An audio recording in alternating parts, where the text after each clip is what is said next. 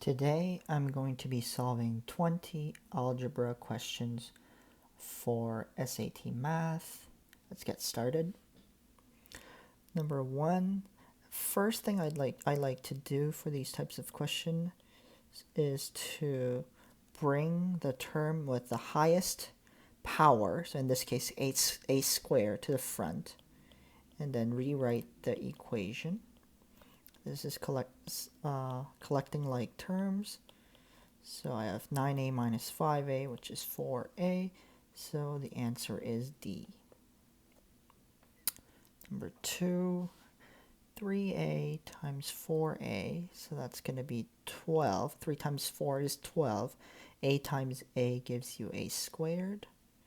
And then you have 6 times 6a squared. So 6 times 6 gives you 36.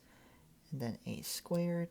What you can do is you can cancel the a squareds out, and you can also reduce this. So 12 into 1 and 36 into 3. Since 12 goes into 36 3 times, the answer is A, 1/3. Moving on to the next question. Question number 3. So 5a. So for this question, I'm actually not going to expand the brackets. And if you look at the bottom, I'm going to add the two terms. So b plus 2b is 3b. And now I can cancel the b's out, like such. So the answer is 5a plus 7b divided by 3, which is D. Number 4, this one I'm going to multiply the two brackets in the first term. So 2 times 4 is 8 times x squared times y squared plus 6x squared y squares. And since they both have x squareds and y squareds, you can simply add them, collecting like terms.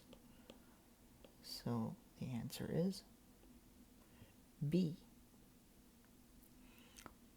Let's go to question number 5. When x is equal to 3, 2x squared minus 5x plus 3. Okay, so this is simply plugging in the value of x.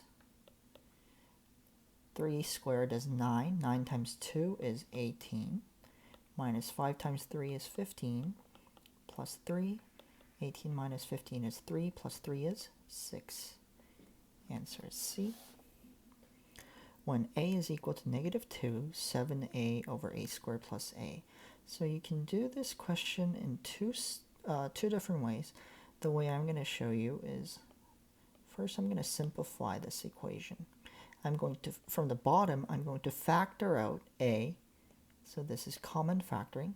I did this because a times a gives you a squared, and a times 1 gives you a. And then what I can do is I can cancel the a's out. So in this case, I have 7 over a plus 1. Now, all I have to do is plug it in. Negative 2 plus 1, so 7 over negative 1, or negative 7. Answer is B. Let's move on to question 7. When x is negative 2, y squared over x squared plus y over negative 2x.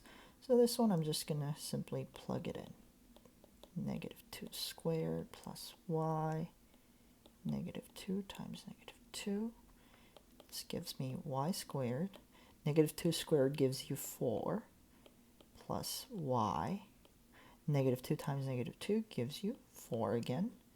And then since we have common denominator, 4's, we can simply add the numerators together.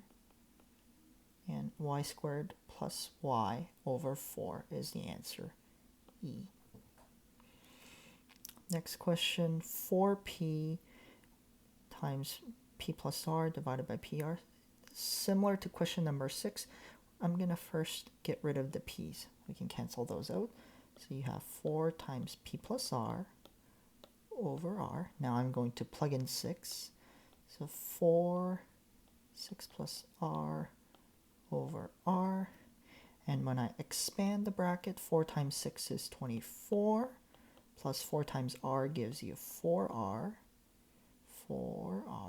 divided by r. So the answer is E.